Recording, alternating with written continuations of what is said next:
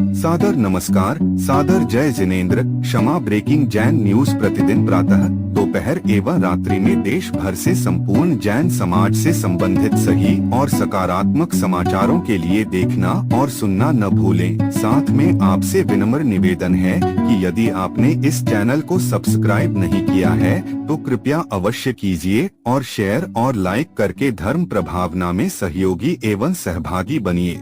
ब्रह्मचारी श्री जिनेंद्र जी जैन ने गत दिनों पत्र प्रकरण पर संत शिरोमणि परम पूज्य जैन आचार्य श्री विद्यासागर जी महाराज से उनकी हुई चर्चा का किया पूरा खुलासा। लीजिए सुनिए। भगवान पार्श्वनाथ धाम काकोरी में स्थित साधु सेवा धाम आगम के पद पर चलने वाले ऐसे दिगंबर जैन मुनिराज, आरिका माता जी व अन्य त्यागी व्रतियों के विश्राम एवं आहार की पूर्ण व्यवस्था कर रहा है, जो अत्यंत वृद्ध अवस्था में है या रोग ग्रस्त है। आप भी इस पुण्य कार्य में सहभागी बने और पुण्य के भागीदार बने। एक दिन के चौके की राशि मात्र 2100 रूपए। 10 साल की पात्रता, जिसमें आपके नाम से साल में 2 बार चौका लगेगा, जिसकी राशि मात्र 11,000 रूपए है। आजीवन साल में 2 बार आपके नाम से चौका लगेगा तथा आपका नाम शिलापट पर लिखा जाएगा। राशि मात्र 25,000 रूपए है। 1 माह की पूजन राशि मात्र 3100 रूपए। दान जमा करने हेतु खाता विवरण भगवान Parshvanath Dham trust, bank of Baroda, Chowk branch, Lucknow. खाता संख्या 0645010029,154। IFSC कोड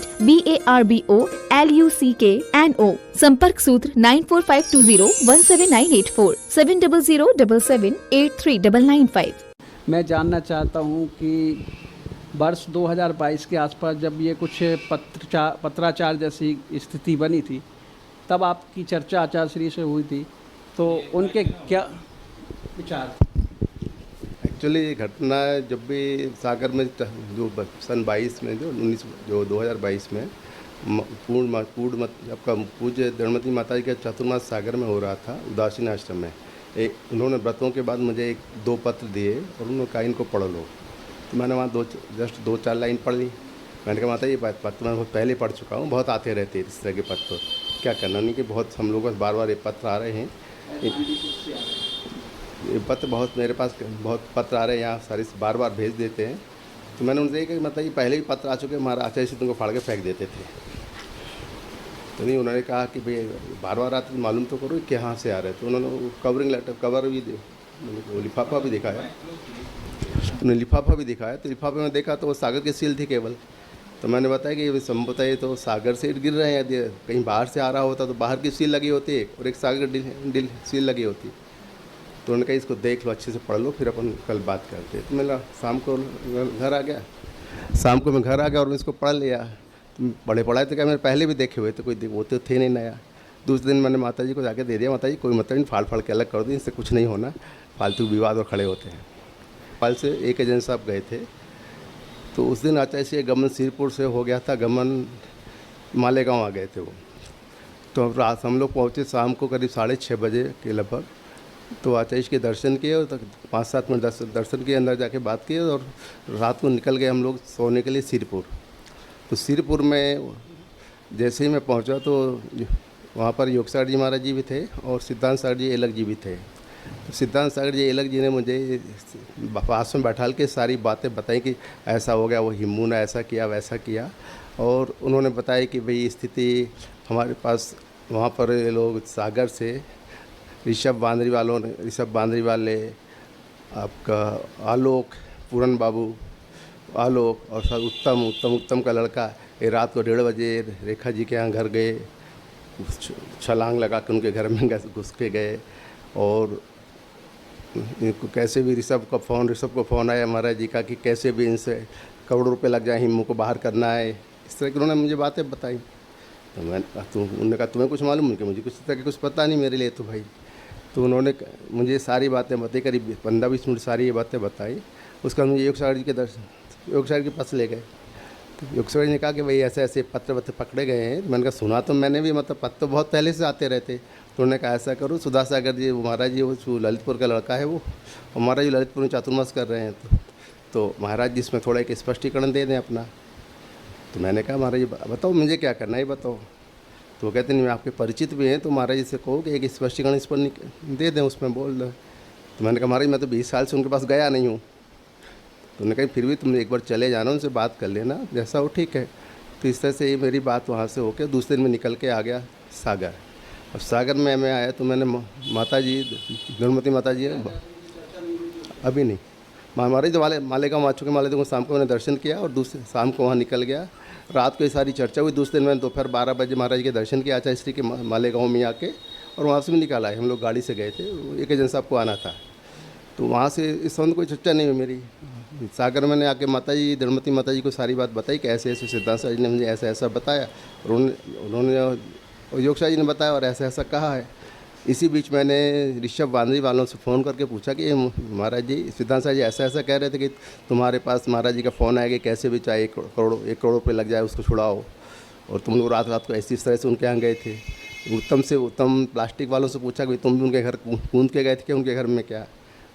आलोक और पूरन बाबू से पूछा तो उन्होंने कहा मैं तो गए नहीं, हम लोग तो वहाँ गए नहीं। ऋषभ ने जरूर बताया कि हम वहाँ गए थे, मैं गया था, मेरा बच्चा गया था और ड्राइवर गए थे, और उधर से आपका सट्टू गए थे, हम 4 लोग गए थे।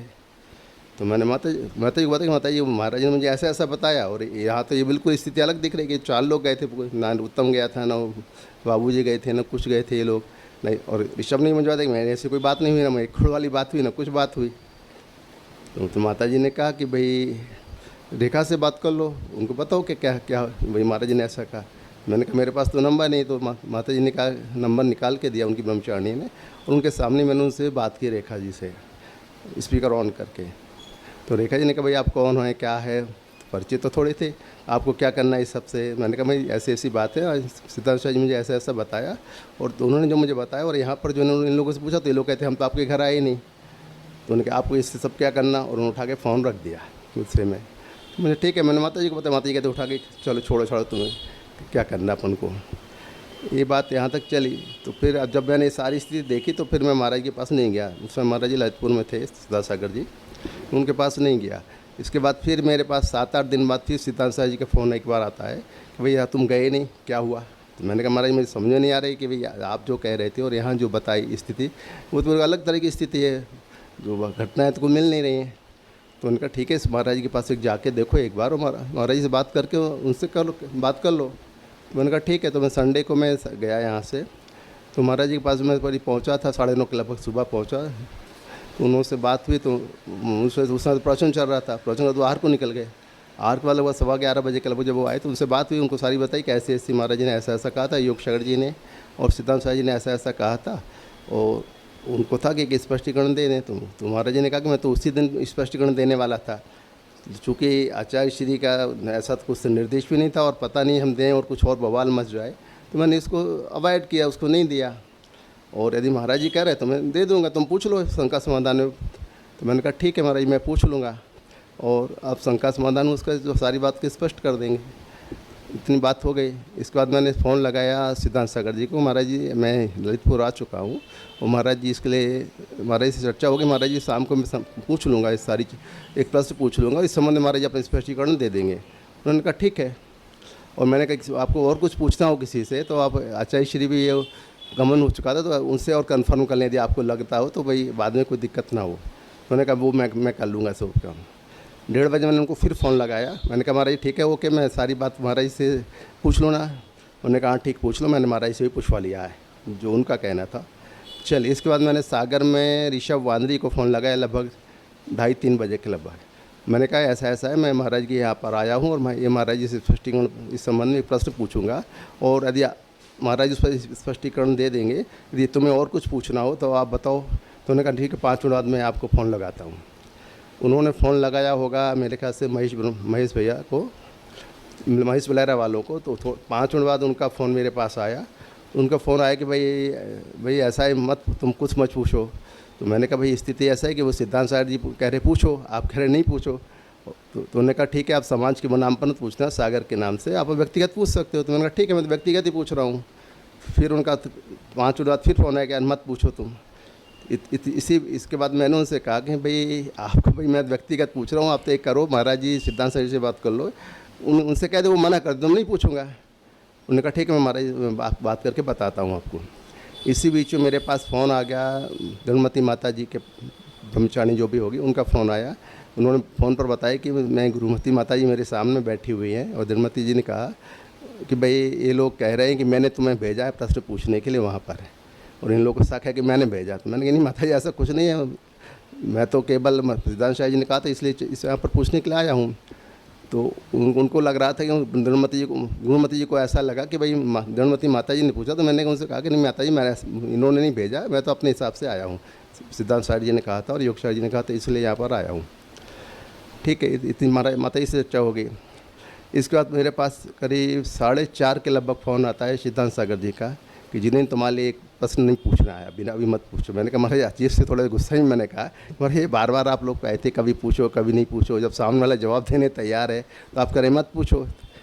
तो नहीं, वो कहते मैं सारी बात आपको बाद में बताऊँगा, अभी महाराज जी से अभी मत पूछो कुछ भी। तो ठीक है, मैंने महाराज जी को बताया। तो महाराज जी का ठीक है, यदि नहीं पूछा तो मत पूछो, मैं नहीं दूँगा जवाब। इस तरह की बात वहाँ पर सारी ख़त्म हो गई और मैं रात को मैं अपने घर आ गया, सागर आ गया। इसके बाद मैं अमरकंटक पहुँचा जब पंचकर्णक चल रहे थे। तो अमरकंटक जब मैं और भोपाल से महेंद्र कुमार रिटायर्ड एएसपी भी थे हमारे साथ में थे, तो सर महाराज की बहुत तबीयत ख़राब थी, तो किसी को दर्शन करने में नहीं मिल रहा था। तो हम लोग शाम को पहुँच तो गए थे, हम लोग मॉर्निंग में 10-11 बजे पहुँच गए। शाम को दर्शन करने का ट्राई किया तो दूर से दर्शन भर हुए, लेकिन कई महाराज जी बहुत तबीयत ख़राब है तो किसी को मिलने भी नहीं दे रहे थे उस समय। ठीक है, दूसरे दिन मैं और महेंद्र भोपाल से हम लोग आचार्य श्री के पास करीब 11:30 पौने 12 के लगभग बीच में सीधे चले गए अंदर। महाराज आचार्य श्री के पास पहुंच गए। आचार्य श्री उसमें लेटे हुए थे, चटाई ओढ़े हुए थे, तो बुखार जो कुछ हुई हो। तो मैंने आराम से आचार्य श्री महाराज को नमस्ते किया और थोड़ी चटाई अलग कर दी। महाराज जी ने करवट लेके दूसरी तरफ से करवट उस तरफ लिए तो मेरी तरफ करवट कर ली, और हम लोग मैंने सारे जो इतनी चर्चा हुई थी यहाँ पर सिरपुर से लेकर सिद्धांत सागर जी से, योग सागर जी से या माता जी से, मैंने सारी चर्चा आचार्य श्री को सुना दी कि महाराज जी का ऐसा ऐसा हुआ था, सिद्धांत सागर जी योग सागर जी मुझे ऐसा ऐसा कहा था। और मैंने महाराज जी से ललितपुर जाके ऐसी ऐसी बात की थी, वो सारे तैयार थे। तो मैंने बता दिया कि बीच में ऋषभ का फ़ोन आया, फिर मैंने बताया महेश बलहरा वालों का फ़ोन आया, फिर माता जी का फ़ोन आया, फिर सिद्धांत से ये फ़ोन आया, उन्होंने नहीं पूछना है। मैं सारी बातें बता दी उनको, और मुझे लगा कि महाराज ये सब हो क्या रहा है, इस तरह का समझ में नहीं आ रहा। तो उन्होंने ये सारी बातें सुनते रहे आराम से, कि 10-15 मिनट 15-20 मिनट के लगभग मेरी बात हुई, और वो लेटे बात हुई। और मैंने कहा मैं आज शाम को निकल जाऊँगा। मैंने उनको नमस्ते किया तो उन्होंने कहा महाराज जी को सुधा सर जी को आशीर्वाद कहना। तो ठीक है, मैंने सीधे नीचे आके मैंने आचार्य सुधा सागर जी को फ़ोन पर बता दिया कि महाराज जी आचार्य जी ने आपको आशीर्वाद कहा है, और मैं रात को निकल के आ गया। यहाँ तक ये मामला इधर ख़त्म हो गया। अब इसके बाद आचार्य श्री गमन होकर आगे आचार्य श्री आ गए डोंगरगढ़ में। इसके बीच में सारी चर्चाएं होती रही, ऐसा पत्र शहर में चलती रही, शहर में जो भी आते रहे, मुझे इससे कोई मतलब ही नहीं था। जब मैं डोंगरगढ़ पहुंचा तो डोंगरगढ़ मेरे ख्याल से 8-10 जून की बात है, जो कुछ फिर उसी दिन रात, जिस दिन मैं निकला था उस दिन रात को प्रदीप ब्रह्मचारी पहुँचा था। वो डेट आप लोग देख लेना। तो मैं आचार्य श्री के पास मैं भी था, मैं गया, और हम लोग डॉक्टर राइस भी गया था और भोपाल से, और मैं एएसपी भी गए थे। तो डॉक्टर राइस तो निकल के आ गए थे, अपना भोपाल लौट आए थे, संडे को रखते, संडे की रात को निकल आए थे।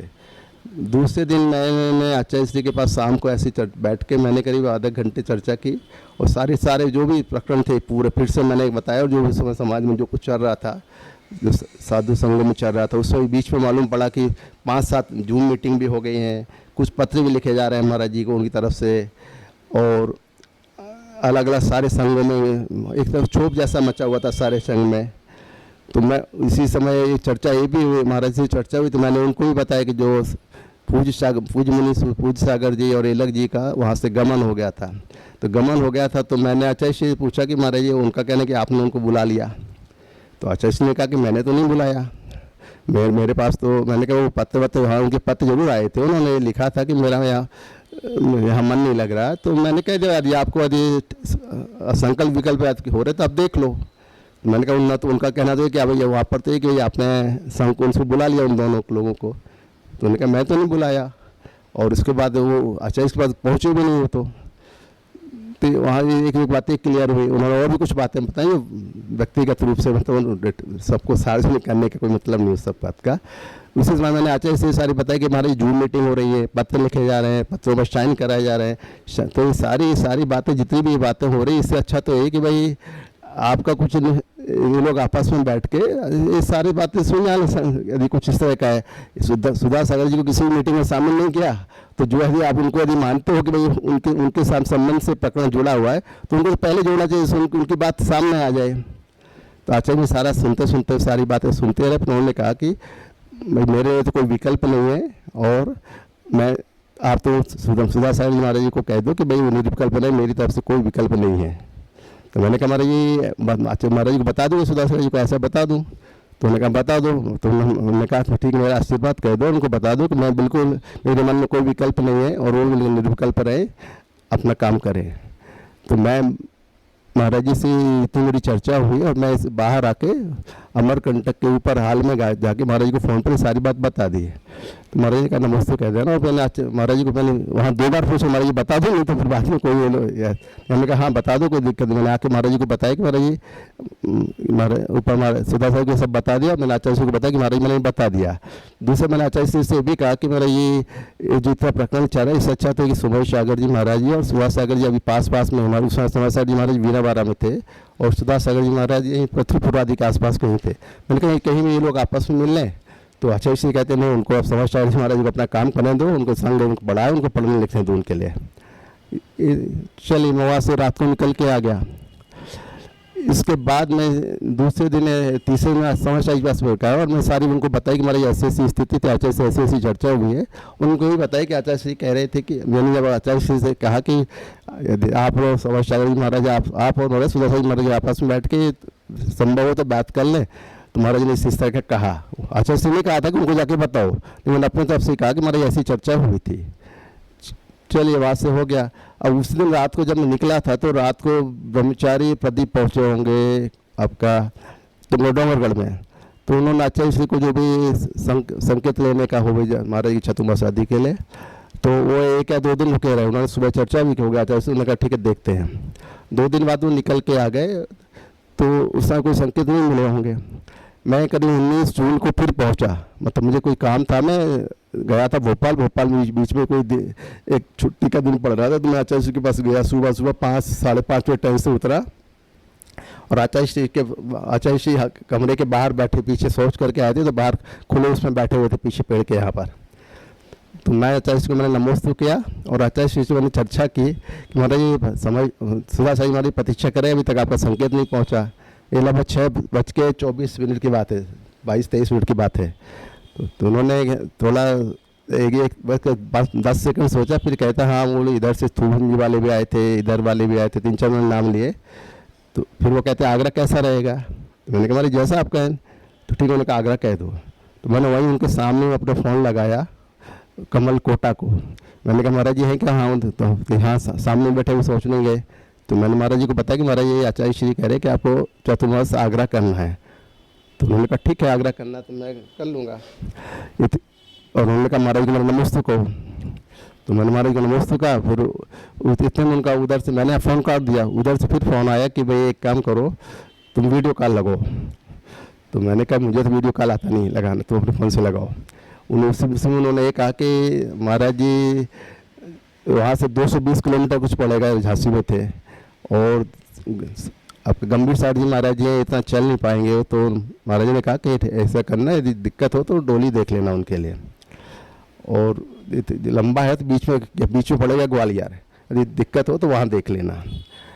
इतना हुआ। इसके बाद वहाँ से उन्होंने फिर उसको वीडियो कॉल मुझे लगाया। तो उन्होंने मुझे वीडियो कॉल पर कहा कि भाई आचार्य श्री को मेरी तरफ से नमस्ते को दोनों हाथों से चरण स्पर्श करो। तो मैंने आचार्य श्री के दोनों हाथों से चरण स्पर्श किए महाराज जी नमस्ते, और मैंने महाराज के सामने फ़ोन करके दिखाया। तो महाराज जी दोनों हाथों से उनको आशीर्वाद दिया, और ये मामला इधर ख़त्म हो गया। तो ये पूरा वहाँ से पकड़ा, इस तरह से आचार्य श्री को संकेत मिल गए। और मैंने आके सारी बात बताई प्रसाद सागर जी महाराज जी को, वहाँ पर 3 महाराज जी थे, प्रसाद सागर जी थे, निरामय सागर जी थे और चंद्रप्रभु सागर जी थे। सभी लोग खुश थे कि मामला सुलझ गया।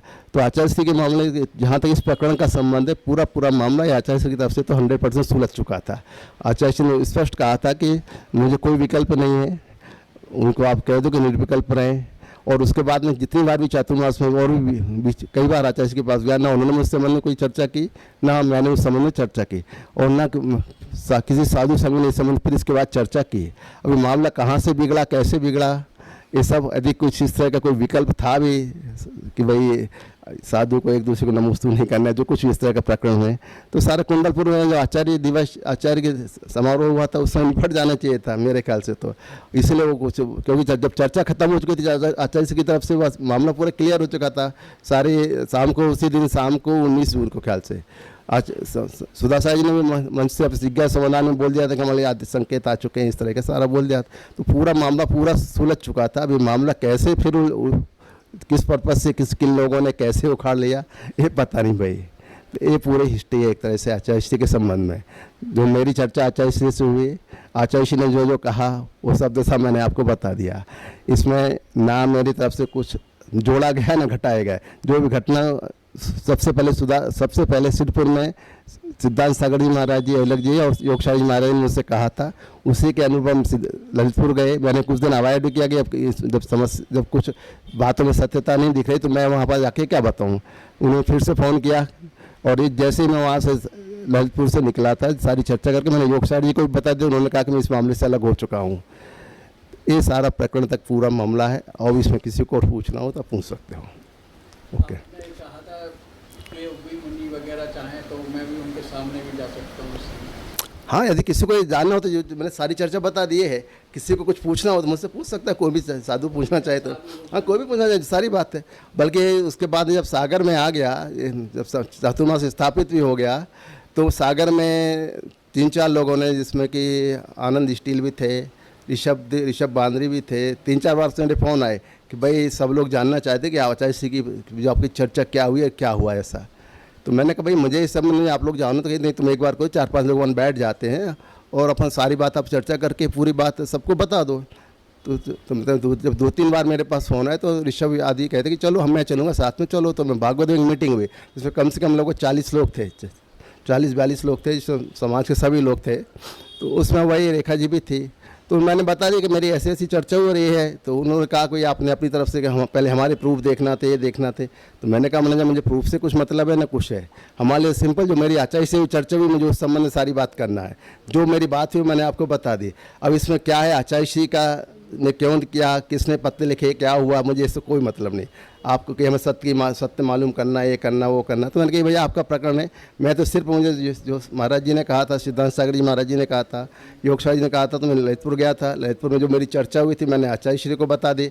आचार्य श्री ने जो कहा, जो अमरकंटक में कहा कि मेरा आशीर्वाद कहना, जबकि मैंने उनका नमोस्तु नहीं कहा था महाराज जी का, सुधासा जी का मेरी बात भी नहीं हुई थी। तो उन्होंने कहा आशीर्वाद कहना, तो आशीर्वाद कहा। उधर जब मैं डोंगरगढ़ पहुंचा तो सारी चर्चा के उन्होंने कहा कि ठीक है, मेरे को कोई विकल्प नहीं है, आप उनको कह दो कि वो निर्विकल्प रहें। मैंने कहा महाराज जी आपके सामने फिर से पूछो, मैंने डबल पूछा कि महाराज जी कह दो। हाँ कह दो। मैं बाहर आके मैंने फ़ोन लगा के उनको बताया, और फिर आके मैंने फिर बताया महाराज जी मैंने ऐसा उनको कह दिया, उन्होंने आपको नमोस्तु कहा। उन्होंने कहा ठीक है, और निकल आया। फिर ये संकेत वाली बात है, सबको पता ही है, 3-4 मिनट की बात है टोटल, 6:24 से 6:27 के बीच में लगभग 3 मिनट के अंदर सारी चर्चा हो गई थी। तो ये सारी चर्चा हुई थी। अब जो सागर में जो मैंने सारी बातें बताई, बहुत लोग कहते रहे, वही रेखा जी का आदि का ये था कि भाई आपने हमसे कुछ नहीं पूछा, आप ये देखते वीडियो देखते, मुझे इससे कोई मतलब नहीं भाई। आप जो ना आपका वीडियो जाने, जो मुझे मालूम था या जो मुझे अपनी तरफ से बताना, तो मैंने आचार्य श्री को बताया। आचार्य श्री ने मुझसे जो कहा मैंने उतना उनको संकेत किए। बाकी ये सारा प्रखंड जिसको उछालना उछालता रहे, जिसको मचाना मचाता रहे। हाँ, मैंने स्पष्ट कहा था जब महाराज आचार्य से, जब ये लोग जूम मीटिंग में सब साधु लोग बैठ रहे हैं तो उनको भी शामिल करें ना, कम से कम जिसके लिए आप मान रहे को संबंधित है तो उनको मीटिंग करें। मैंने थोड़ा बेंगलुरु में ऐसे कहा था कि महाराज ये सब जूम मीटिंग हो रही है, पत्र लिखे जा रहे हैं, आपके पास अभी विश्वास प्रस्ताव जैसे कुछ आ रहे हैं, इन सब का क्या उपयोग है। इससे अच्छा तो भाई सामने बैठ के दो। महाराज जी सीनियर महाराज जी हैं, उस समय पास में महाराज जी पास में ही थे, बिना महाराज समझ शायर ये लोग आपस में दोनों महाराज बैठ जाए सारी बात कर लें। तो उन्होंने उसी समय कहा कि नहीं, समझ शायर जी के चक्कर में नहीं पड़ो, उनको उनके लिए आराम से अपना बड़ा। क्षमा breaking Jain news YouTube channel पर विज्ञापन देकर धर्म प्रभावना में बने सहभागी। विज्ञापन देने हेतु संपर्क कीजिए मोबाइल नंबर 9026900740 एवं समाचार एवं वीडियो भेजने हेतु व्हाट्सएप नंबर 9335236222। क्षमा breaking Jain news YouTube channel देखने के लिए आपको बहुत बहुत धन्यवाद। सादर प्रणाम, सादर जय जिनेंद्र।